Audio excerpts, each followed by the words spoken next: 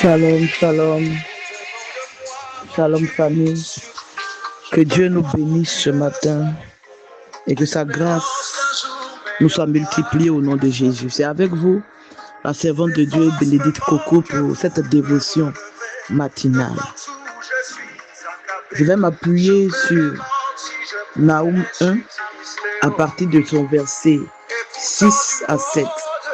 Et la Bible dit ceci: qui résistera devant sa fureur? Qui tiendra compte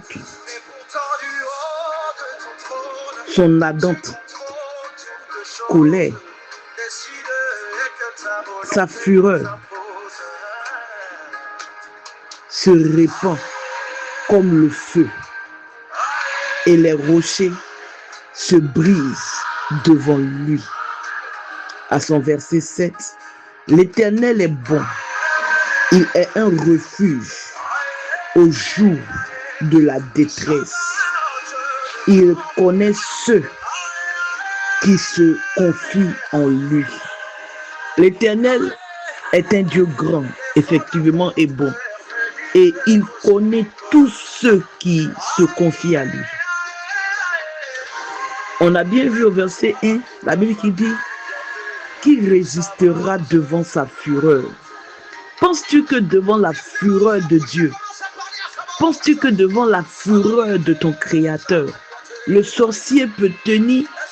Penses-tu que devant la colère de ce Dieu qui a fait le ciel et la terre, devant la colère, la fureur de ce Dieu à qui la Bible dit la terre est son marchepied, penses-tu qu'un démon peut tenir devant lui?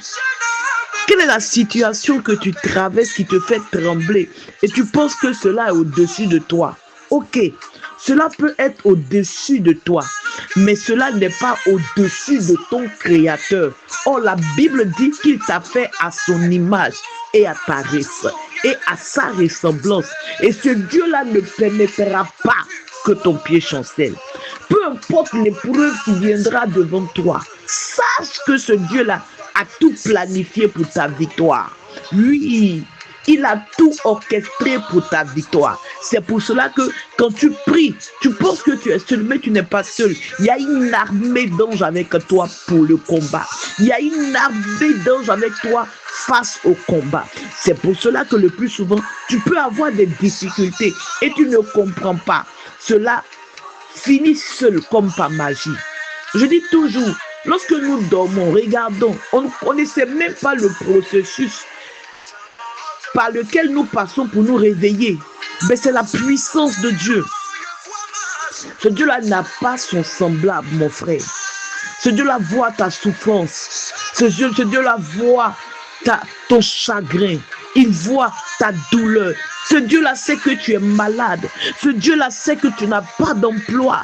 Ce Dieu-là sait que tu n'as pas de mari. Il sait que tu n'as pas d'enfant. Mais laisse-moi t'annoncer cette bonne nouvelle. C'est que ce Dieu-là est sur le point de changer les donnes. Fais-lui confiance, je vous en prie. Nous sommes dans une période où nous devons manifester la foi. C'est la foi qui va activer le miracle. Je vous en prie. 2026, c'est l'année des personnes qui ont la foi. Des personnes qui n'ont pas peur, qui croient en ce Dieu-là. C'est en cela que nous le verrons. L'Éternel est bon. Il est un refuge au jour de la détresse. Il connaît ceux qui se confient en lui. Il te connaît. Quand tu dors, il est avec toi. Ma soeur, toi qui penses que tu es seul, je t'annonce que tu n'es pas seul. Parce que quand les événements se produisent, les hommes nous laissent. Le plus souvent, quand tu passes par des difficultés bizarres, tu te rends compte qu'il n'y a personne qui est là pour toi. Oui, il n'y a personne qui est là pour toi. Il n'y a pas de frère, il n'y a pas de sœur, il n'y a personne. Et le plus souvent, tu penses que tu es seul. Non, tu n'es pas seul, mon frère. Tu n'es pas seul, ma sœur. Tu as Jésus-Christ pour compagnon. C'est dans le désert que ce Dieu-là nous donne à boire. Regarde Ismaël dans le désert qui avait soif. Oui, Dieu a créé de l'eau pour lui. Regarde le peuple d'Israël même dans le désert. Lorsqu'ils avaient soif, l'Éternel a prévu de l'eau dans le rocher pour eux. Quand ils avaient faim, l'Éternel a prévu la manne et la caille qui descendaient direct du ciel. Regarde, la nuit, quand ils avaient besoin d'être éclairés, ils étaient éclairés par l'Éternel. Regarde, quand il y avait la nuée, ils étaient éclairés par l'Éternel. Ce Dieu-là ne te laissera jamais seul face à l'épreuve.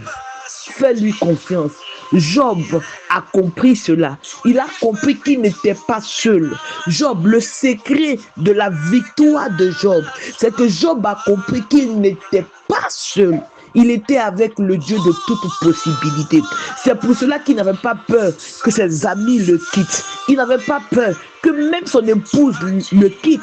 Parce que son épouse, remarquez bien, lui a demandé de maudire Dieu afin qu'il meure, pour qu'elle soit libérée. Mais il n'a pas écouté son épouse parce qu'il savait qu'il n'était pas seul. Il était convaincu que ce Dieu-là était avec lui dans la souffrance, dans la maladie. Malgré que sa chair était en train de le lâcher. Mais il avait toujours confiance en ce Dieu-là. Malgré qu'il n'avait plus d'enfants, il n'avait plus de biens, il n'avait plus rien, il n'avait plus d'amis. Mais il savait que ce Dieu qui n'abandonne pas, ce Dieu qui est l'alpha et l'oméga, ce Dieu qui a dit je ne vous abandonnerai pas, je ne vous laisserai pas orphelin. Il a compris que ce Dieu-là était avec lui. Et c'est en ce moment que le miracle s'est opéré dans sa vie. N'abandonne pas. Tiens bon, parce que Jésus-Christ est avec toi. Je prie pour toi qui es découragé, que la main de Dieu vienne te secourir. Je prie pour toi qui as envie d'abandonner, que l'Éternel te donne la force de te relever et d'avancer avec lui. Que Dieu nous bénisse. C'était avec vous, la servante de Dieu, Bénédicte Coco. Shalom, famille.